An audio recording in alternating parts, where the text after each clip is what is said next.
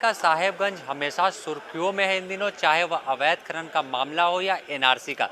आज भी विधानसभा में शून्यकाल के माध्यम से विधायक अनंत ओझा ने एनआरसी की मांग उठाई। क्यों आप हर बार सदन में एनआरसी की मांग कर रहे हैं? नहीं, देखिए, मैं उस क्षेत्र से आता हूं जहां तेजी के साथ 200%, 300% जनसंख्या का स्वरूप बदला है।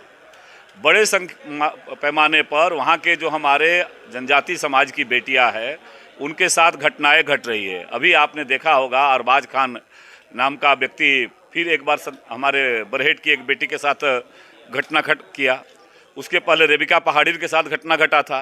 तो ये जो बदलाव हो रहा है, चूंकि संथाल परगना का वह क्षेत्र रांची से भी, मुख्यालय से भी दूर है, और शासन सत्ता के शीर्ष पर बैठे हुए लोगों के द्वारा वोट बैंक की राजनीति के लिए तुष्टीकरण को पोषित करने वाले कृत्य के कारण उनकी आवाज़ नहीं सुनी जाती थी। इसीलिए मैंने सदन के माध्यम से लगातार इस भावना को रखने का काम किया, और आज हमने पुनः दोहराया इस बात को कि सरकार एनआरसी अपडेशन की प्रक्रिया शुरू करे और एक विशेष कार्यबल गठित करके ऐसे जो घटनाएं घट रही है, जनसंख्या का संतुलन है और राष्ट्रीय गतिविधियां है, उन गतिविधियों के कारण जो विधि व्यवस्था का संकट उस इलाके में खड़ा हो रहा है, ऐसे सारे भी उसी प्रकार से बड़ी संख्या में संथाल हमारे जनजाति की बेटियों के साथ बड़ी संख्या में लोग शादी कर रहे हैं, और धर्म विशेष के लोग शादी करके और फिर कई जगह गांव-गांव में जमाई टोला बस रहा है।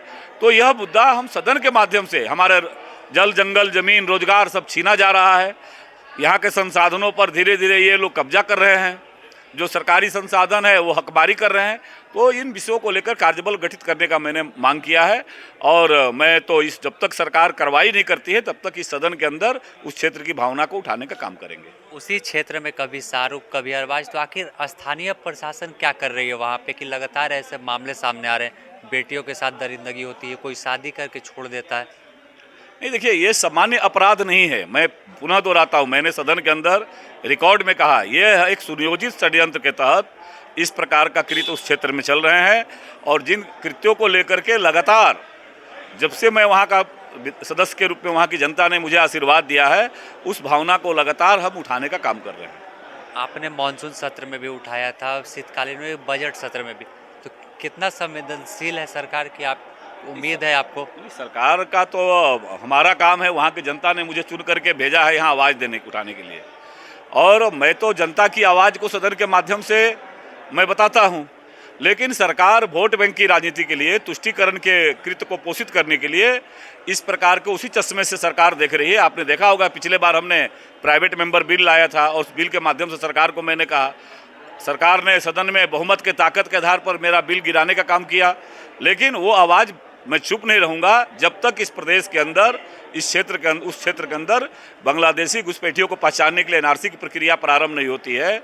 वहाँ के जो जनसंख्यिकी बदलाव हो रहा है, उसको लेकर के लगातार संघर्ष जारी रहेगा। कब से बांग्लादेशी घुसपैठियों का आने का सिलसिला जारी? क्या इस सरकार में या पिछली सरकार में भी यह सिलसिला जारी था? ये देखिए, पूर्व के जो देश के सत्ता शीर्ष पर जो सरकारें स्थापित थी, उन सरकारों के द्वारा उस समय बड़ी तेजी के साथ उस क्षेत्र की जनसंख्या बदली है, और लगातार उस चश्मे से, उस समय हम सब विद्यार्थी परिषद में थे, और लगातार उस बात को आंदोलन कर रहे थे कि बॉर्डरों पर मारो ताला, भारत नहीं है धर्मशाला।